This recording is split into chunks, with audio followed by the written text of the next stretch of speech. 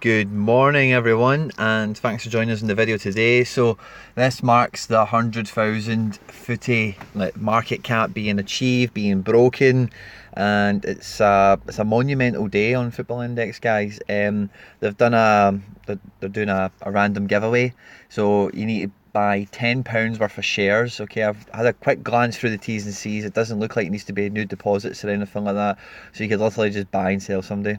As long as you're buying £10 of shares, you'll be entered into the draw. I think the cut-off time is midnight tomorrow or midnight today. Go check it out for yourself, guys. I just had a quick glance over it, and I went and spent £10 on my main account, and then I made sure the people's portfolio had a ticket in the hat as well. So yeah, we've went and done that. But with us hitting this, guys, I wanted to kind of reflect on a few things, okay, in terms of where the market's come from and potentially where it's going, okay. So the first thing I want to touch on is there's been a lot of amazing value in the squad player section over the last month or so. There's been some great finds, there's been some great rises, and you guys, if you've been shopping in this end of the market, which I suspect most of you have been, you'll be sitting on some great positions of profit, okay. Now, I foreshadowed this, guys, and I might say this word foreshadowed a few times. This is my second time recording it, right? And anything like that I do go on to say, I'm not trying to blow my own trumpet or put myself on a wee pedestal, oh look at me, look how amazing I am, because I'm not really ever really telling you anything that's groundbreaking. It's just highlighting sometimes the obvious and just putting things in different terms makes it easy to digest for different people. That's just the way human beings are, you know. But one of the things that we kind of discussed on the share split was that if you, and again I said it at the time and I'll say it this time, if I say this word loosely, right, but if you're on Twitter, Football Index, or Facebook, and you see other people's portfolio, you know, these guys that have got thousands and thousands of pounds, and they've got like 5,000 Neymar at 70 pence a share, and you know, 10,000 Pogba at £1.10 a share, and this type of thing. What the share split has done is it's opened the door for you to have a portfolio just like that. And that's why I think a lot of people are shopping in the squad player section, because there is some amazing bargains to be had, and there is some really previously, maybe not as much now, but maybe going back a couple of weeks, a lot of undervalued players, because a lot of the attention was going to the media magnets. It was going to those players that were bagging dividends as we speak right now. And 2 points I want to follow off the back of that. I seen a tweet last night that didn't really sit with me too well. I thought it was a wee bit short-sighted, and it said something to the effect of, imagine not having Pogba, Neymar and De Ligt through media madness, right? Now, that's all well and good saying that when you've got a bunch of them, and or you know, you've had them for ages anyway, you know, but if you're a newer user who's come onto the index and you bought Pogba at the beginning of Media Magnus, just look at this graph. You'd be happy with the dividends when they come in, but you'd be really worried about the position, you know, that he's been in. And he's been very volatile and overall backwards, you know. Same with Neymar, and again, if you picked Neymar up on that candlestick when it really plummeted, I think it was to do with the rape stuff or whatever it was, then you'd probably be quite happy. But otherwise, you know, if you bought him right at the beginning, you're a new customer, and you bought him at like £7.48 or whatever it is, then you're probably, you know, and again, I know there's dividends come in and he's not really that far away from that price now at 7.28, but it's not as if it's, you know, a golden opportunity has been missed. And obviously we know De Ligt has been in the decrease list for the last couple of days since the Juventus announcement was made unofficially, I think. But the price is at the now, guys. But on a little footnote, I'm watching out for De Ligt, and the minute he becomes cheaper than Kimmich, I'm seriously going to consider putting money into him, because at Juventus, I don't see any reason why he should be any less valuable than Kimmich, and he's round about the same price, but I think he's still got a wee bit more sliding back to do. He might be petering out now, we'll see, but yeah, maybe close to buying time for him. So that's one thing, guys. Media madness and chasing dividends is great, right? But there's chasing dividends and there's just being a fool, right? And what being a fool is if me, new user, are none the wiser, and I see this stuff happening right now, and I'm like, oh, I need to buy some of them now because there's dividends on the go and I'm missing out. And if I was to sell stuff and then buy a bunch of Neymar or Koulibaly's, Koulibaly's back in form. What's he saying? Man United and Liverpool. Okay. Neymar, Messi. You know, I'm chasing dividends. You know, I'm late to the party, you know, doing it now. And you know, if you're a newer customer, you would have been late to the party doing it at the beginning of the promotional period, like I've just shown you with the graphs. You know, you need to be chasing dividends before the dividend is on offer. So that kind of brings me to another point I'll get to in a second, okay? But the other thing as well, guys, talking about value and where the market's moved to, if you look at the highest priced player in the squad player section, this is a great barometer of the market. And there's actually a guy in my WhatsApp group, Jan Marco, who pointed this out a couple of days ago, and it really took me back. But 7 to 10 days ago, the most expensive player in the squad player section was Aaron Ramsey, probably at 90 odd pence, 92 pence. Now the most expensive player in the squad player section is £1.08.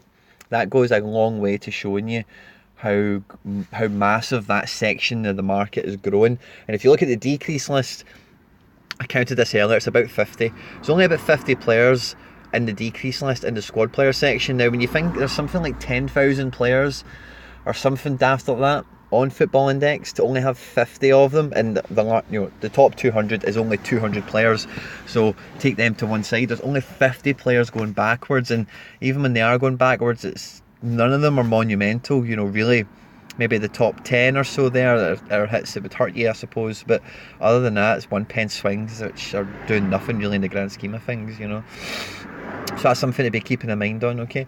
Now, when I joined Football Index myself, guys, the footy was at 13,000, and now it's at 100,000. So the test of time, guys, and time is a big factor in what I want to chat to you about for the next minute, right? But holding people for as long as you possibly can is very rarely not going to pay off to some extent, as long as the market continues to grow and to thrive, okay?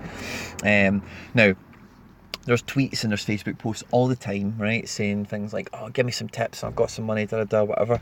With the People's Portfolio, guys, it's an amazing example of there's a time bomb on every player, right?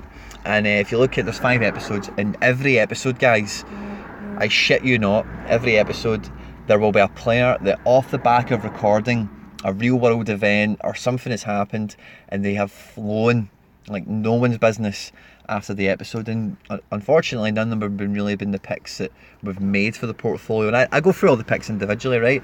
But what that shows you, right, is even with the best information in the world and with a level head and a calm set of an agenda and a stick strategy, whatever, there's nothing that can legislate for the time bomb that is on every player. And if you look at anyone who's increasing, and especially people who increase randomly, and I'm not going to go through all these people individually, right? But for example, Almiron, or any of these guys who just take massive big pops, and we've had it recently with, like, the best example from the People's Portfolio in the last week has been the boy Hadji, right? Now, we spoke about Hadji, we said there's a lot of question marks over where he'll be playing next year, will he go out on loan again, etc, etc. When Romania beat England, which is, number one, unforeseen, no one predicted that, I don't think, certainly not in the FI community, and when Hadji plays such a vital role, with him having a link to Arsenal right before that match, then a lot of those question marks go away because he's performing on a big stage. Fiorentina will probably give him, if he doesn't leave, they're more likely to give him a better chance, and so on and so forth. So every player you're holding, guys, if they're kind of stagnating, and so a good example of my portfolio is Nicolas Pepe, right? It's been kind of stagnant for the last kind of month or so, kind of dropping down and not really doing much. But see, as soon as the Nations League rocks back up, I think he's playing tomorrow night against South Africa.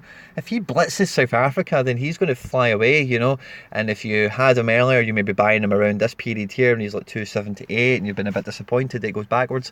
You need to understand there's a time bomb on everyone where they're going to have a big rush, they're going to have a big spike where, like you see here with Kramaric, where they're just going to fly away and move on. And it's about holding people for as long as possible. If you don't have a genuine reason to sell, and what a genuine reason to sell could be is you've identified an amazing target, amazing, undervalued, who you want to put money into right this second, and you've got somebody else who is fairly liquid that you could sell quite quickly and move on to, then great. But selling people without knowing your next move, guys, I say it all the time, is foolish, because the time bomb that's on a lot of players on the index is not something to be discarded or basically not respected, and again, even Matthias Cunha is a good example of that. Just some people just fly, guys, and everyone gets their chance, really, and I say everyone quite loosely, but a lot of players will get their chance to just fly, and you will kick yourself after selling somebody and seeing that happen, okay? So as the market grows, guys, and it's like I've said it all the time in my early videos, the first thing you do when you log into Football Index is look at the footy. Is it growing? Is it going backwards? What's going on in the world of the index? What's going on in the real world of football? And the other thing that we kind of foreshadowed, that I just want to give myself a little tiny pat on the shoulder shoulder for is the Pulisic situation. So Pulisic is becoming a bit more of a media magnet, like we foreshadowed when we did the video. Transfers that are already completed for the summer. You know, it's a 2-part series, and you know, Pulisic was in part 1. You can find that on the channel if you want to go check it out. But again, guys, a bit of forward thinking and a bit of forward planning is all that's really required to make money on Football Index. How much money is yet to be determined, depending on your strategy, how much you invest. Money makes money, guys. If you get £10,000 to put in the Football Index, you will make £5,000 before I do, playing with a couple £100, £1,000. You know, that's just a fact. You know, it's a percentage game. Okay, guys. So it's a great milestone we've got to. It is only the start, guys. I promise you this. Once football kicks off again, IPDs, treble match days, Champions League, the Euros next year will probably be included on the index. As soon as all this stuff really kicks in, you will continue to see the market grow and grow from strength to strength. I've got a lot of confidence in the guys that run this gaming platform, gambling platform, whatever you want to think of it as, and it's a great time to have a portfolio now. But please, guys, don't be suckered into who's earning dividends today, who's going to earn dividends tomorrow. Can you hold on to these people for as long as possible? Okay, guys, thanks a lot for tuning into the video today. It means a lot to me. Any comments, interactions, guys, get them in the comment section below. It means a lot to me. If you're new around here, please subscribe. And I had somebody, I'm just going to feature this real quickly just as we sign off, okay? But I had a guy drop a comment literally 5 minutes before recording, saying he went back and watched some of the older videos.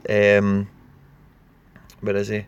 Yeah, Rob Evans. So went back and watched a bunch of videos, blah blah blah. Now this is just me highlighting this. The older videos, guys, they're not irrelevant, they're not dated, they're not pointless. You know, there's a lot of great things in those videos, and that's not me blowing my own trumpet, but what you see in all my videos is me browsing through the market. So you get to see a great selection of prices in a time gone by when the market cap was 70,000 and players were playing football. How much money was in them? Oh wow, pre-split that guy was £2.20. Post-split now he's 50p. That means, oh, has he got room for growth? And you know, it will really help you get a flavour of the market for when we get back into the season, guys. Okay, so feel free to go check out older videos. I still interact on all comments I can, guys. Old videos, new videos, everything. If you find me on Twitter, retweet, like all that good stuff, guys. Stay out of trouble, and I'll catch you on the next video. Take care. Bye bye.